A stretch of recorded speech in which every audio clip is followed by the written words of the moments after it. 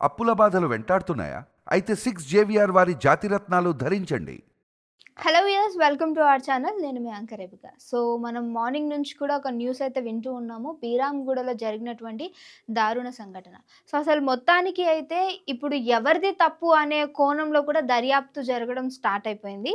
So వాళ్ళ mother ఎవరైతే ఉన్నారో తనే కల్ప్రిట్ వన్గా కూడా కన్సిడర్ చేయడం జరుగుతుంది. అయితే ఈ అమ్మాయి ఎవరైతే ఉన్నారో తను ఐసీయూలో ఇప్పుడు ట్రీట్మెంట్ తీసుకుంటూ ఉంది.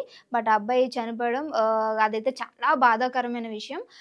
అసలు ఏం జరిగింది అని క్లుప్తంగా ఒకసారి వెళ్లి చూస్తే, ఇద్దరు కూడా 10th క్లాస్ నుంచి ప్రేమించుకుంటున్నటువంటి స్టోరీ మనందరికీ తెలుసు. సో ఇప్పుడు వాళ్ళు ప్రెజెంట్ బీటెక్‌లో చదువుతున్నట్టు. కానీ మరి ఇంత 10th క్లాస్ నుంచి ఉన్న వీళ్ళకి అసలు ఎందుకు ఇంతవరకొచ్చింది? ఇతన్ని పిలిచి ఎందుకు చంపాల్సొచ్చింది? అని చెప్పేసి మాట్లాడుకుంటే, మొత్తం వాళ్ళ మదరే స్కెచ్ వేసినట్టు. అంటే ఒకసారి వాళ్ళ ఫాదర్ వైపు చూసుకుంటే, వాళ్ళ ఫాదర్ చనిపోయారా? లేదా సంథింగ్ వీళ్ళని వదిలేసి వెళ్ళిపోయారా? అనేది ఒక మిస్టరీగానే ఉంది. బట్ వాళ్ళ మదర్ మాత్రం ఎవరైతే అమ్మాయి వాళ్ళ అమ్మున్నారో తను వేరే అబ్బాయితోటి ఉండడం. సో వాళ్ళిద్దరు ఉన్న క్రమంలో ఈ అమ్మాయి ఎవరైతే ఎవరైతే ఇప్పుడు ఐసీయూలో ట్రీట్మెంట్ పొందుతున్నారో తన పైన వాళ్ళ అంటే స్టెప్ ఫాదర్ కన్నేసాడు అని చెప్పేసి ఆ అమ్మాయి ఆరోపణ చేస్తున్నారు. అది ఆరోపణ నిజమా అనేది తను ఐసీయూలోంచి ఒకసారి కోలుకొని బయటకొచ్చిన తర్వాత నిజ నిజాలు తెలియాల్సి ఉంది. సో తను ఇలా చేస్తున్న క్రమంలో వీళ్ళేం చేశారంటే ఇంట్లోంచి బయటకు వెళ్ళిపోవడం. సో వీళ్ళిద్దరు కూడా బయట ఉండి అంటే బయట రూమ్ తీసుకొని ఉన్నారు అని చెప్పేసి కూడా వాళ్ళ మదర్ ఇప్పుడు మీడియా ముందుకొచ్చి చెప్తున్న వార్తలివి. సో మరి ఇంత చేస్తున్నప్పటికీ మరి తల్లిగా తనుండి ఏం చేస్తుంది? మరి 10th క్లాస్ నుంచి గొడవలవుతున్నాయి, వద్దు అని చెప్తున్నాము. ఇంత పెద్ద మిస్టరీ అన్నీ నడుస్తున్నప్పుడు ఎందుకు ఆపలేకపోయిందని కూడా నెటిజన్లు కామెంట్ చేస్తున్న పరిస్థితి కనిపిస్తుంది ఇక్కడ. మరి ఇంత జరిగి ఈరోజు ఆ అబ్బాయిని పిలిచి చంపాల్సిన పరిస్థితి ఎందుకొచ్చింది అనంటే, అక్కడ ఎవరైతే తన స్టెప్ ఫాదర్ ఉన్నారో తను ఈమె పైన ఇంట్రెస్ట్ చూపియడం. మరి ఆ ఇంట్రెస్ట్ ఈ తల్లికి ఇష్టమయ్యిందో, లేదు అనంటే తన కూతుర్ని ఇతని దగ్గర పంపించకపోతే ఈయనెక్కడ ఈమెను వదిలేస్తాడు అనుకుందో, ఇలాంటి ఓ దారుణమైన అంటే తల్లి మనకి దేవుడి తర్వాత తల్లి అంటా ఉంటాం కదా! కానీ ఇలాంటి సిట్యుయేషన్స్‌లో కూడా మదరు తన కూతుర్నే అతనికి మరి వెరగా వేస్తుందా? లేకపోతే ఇంకేంటా డబ్బులు మ్యాటరా అక్కడ? ఒకవేళ కాదు అనంటే ఇంకేమైనా అక్కడ జరుగుతుందా అనేది మనకైతే తెలీదు. బట్ ఆ అమ్మాయి ఐసీయూలోంచి బయటకొచ్చిన తర్వాతనే మనకి చాలా అంటే క్వెషన్స్‌కి ఆన్సర్ తెలియాల్సిన పరిస్థితి.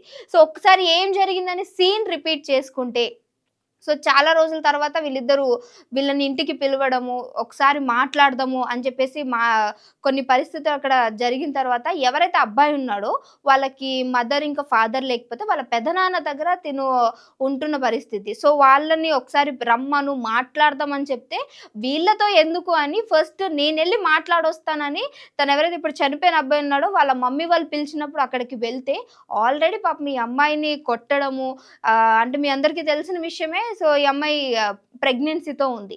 సో అంటే ఈ పెళ్లి కాకముందు ప్రెగ్నెన్సీ ఏంటి? మరి ఇలాంటి వాటిని మీడియా మీరు వెనకాల వేసుకొస్తున్నారా అని అడిగితే, సో కొన్ని విషయాలకి ఇద్దరి వైపు తప్పుంది అనే చెప్పొచ్చు. బట్ పెళ్లి కాకముందు ఇలాంటివి ఎవరు కూడా ఎంకరేజ్ చేయరు. ఫస్ట్ ఆఫ్ ఆల్ మీడియాలో మేము కూడా ఎంకరేజ్ చెయ్యం. బట్ ఒక మనిషిని చంపడం అనేది అది కరెక్ట్ కాదు. సో అది ఏదైనప్పటికీ మనము లీగల్‌గా వెళ్ళొచ్చు. లేదంటే వాళ్ళ పేరెంట్స్ ఉన్నారు పిలిపించి మాట్లాడొచ్చు.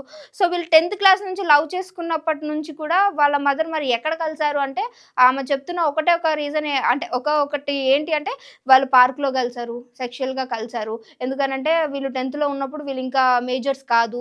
ఇప్పుడు మేజర్స్ అయిపోయారు కాబట్టి వీళ్ళిద్దరు పార్కుల్లో కలిసారు.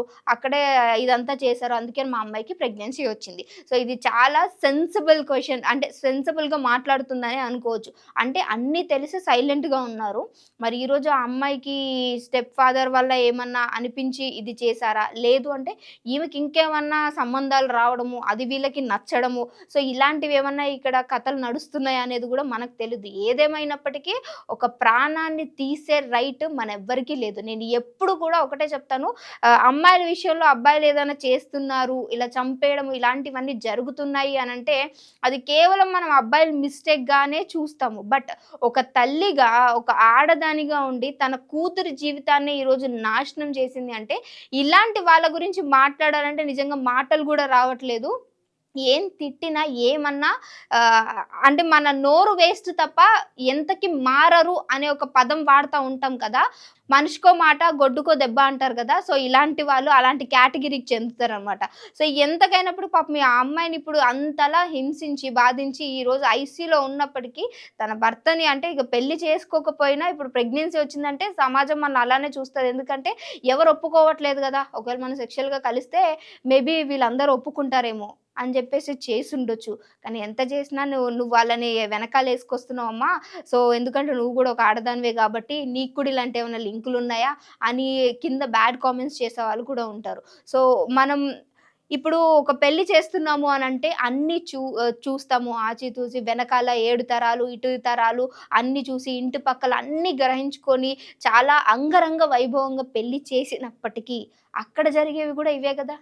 ఏదో కట్నం తేలేదనో, లేదంటే ఏదో అనుమానం వచ్చిందనో, అమ్మాయి పట్ల వేధింపులు అనేది ఈరోజు జరుగుతున్నవి కాదు. ఎప్పటినుంచో మన తరాల నుంచి మనం చూస్తూ వస్తున్నవే. సో, స్టిల్ ఈరోజు కూడా ఇంత అంటే మన టెక్నాలజీ జనరేట్ అయినప్పటికీ ప్రతి ఒక్కళ్ళు అంటే ఈ కులం అని పేరో, లేదు అంటే మా కులం కాదు, ఎందుకు వీళ్ళు మనల్ని చేసుకోవాలి, ఇన్ని కారణాలతోటి మనుషుల మధ్య అంటే ఏదన్నా ఒక పురుగు వెళ్తున్న దేన్ని దాన్ని చంపాలన్నా గానీ ఫస్ట్ ఆఫ్ ఆల్ భయపడతాము. అది మనకి హార్మ్ చేస్తుందంటేనే గదా! దాన్ని మనం కిల్ చేయడానికి ట్రై జేస్తాం.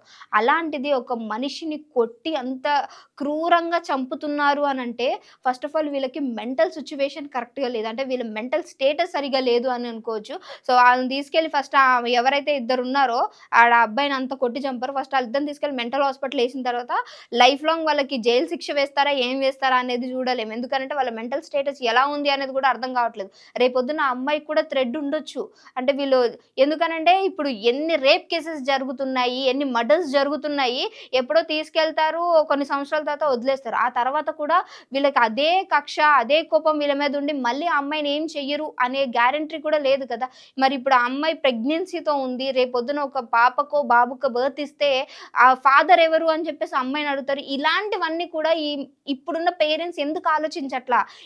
అంటే లవ్ అనేది ఒక్కటే ఉంది గానీ, అంటే లవ్ మ్యారేజెస్‌ని సపోర్ట్ చేయట్లేదు గానీ, బట్ ఇష్టపడ్డారు కదా! వాళ్ళే హ్యాపీగా ఉండాలి అని చెప్పి వాళ్ళిద్దరిని మార్చడమా, కౌన్సెలింగ్స్ చేయడమా, వాళ్ళిద్దరికి పెళ్లి చేయడమా, లేదు అనంటే అది కరెక్ట్ అనిపియట్లేదు అనంటే దానికి అంటే వాల్యుబుల్ ఒక స్టాంప్ ఏసినటువంటి ఒక రీజన్ చెప్పి వాళ్ళిద్దరిని అంటే ఈ మ్యూచువల్ అండర్‌స్టాండింగ్‌తో వేరు చేయడం అలాంటివి చేయాలి తప్ప, ఇలాంటివి చంపేయడాలు, ఇలాంటివన్నీ చేయడం అసలు కరెక్ట్ కాదు. ఎవరికైతే ఎందుకనంటే చాలామంది ఇలాంటి వీడియోస్ చూస్తున్నారంటే మేబీ ఎక్కడో వాళ్ళకి ఏదో ఒక పాయింట్‌లో మనం కనెక్ట్ అవుతున్నాం. సో, మన చుట్టుపక్కల కూడా చాలా మందిని చూస్తూ ఉంటాం. బీ కేర్‌ఫుల్, అవేర్‌నెస్ తోటి ఉండండి. సో, దయచేసి ఈ వీడియోని అందరికీ షేర్ చేయండి. ఇలాంటివి మళ్ళీ మళ్ళీ జరగకూడదు. అసలు మన ఇండియాలో ఇలాంటివి ఎంత మేరకు జరుగుతున్నాయనంటే ప్రతి ఒక్క రోజు వందల కేసెస్ వస్తున్నాయి. సో, ఆ అమ్మాయికి న్యాయం జరగాలి. తను సేఫ్‌గా ఉండాలి అని చెప్పేసి మీరందరూ కూడా ఆ అమ్మాయి కోసం ప్రేయర్ చేయండి. ఇంకొక వీడియోలో మళ్ళీ మీ అందరి ముందుకొస్తాను. అంతవరకు చూస్తూనే ఉండండి అవర్ ఛానల్.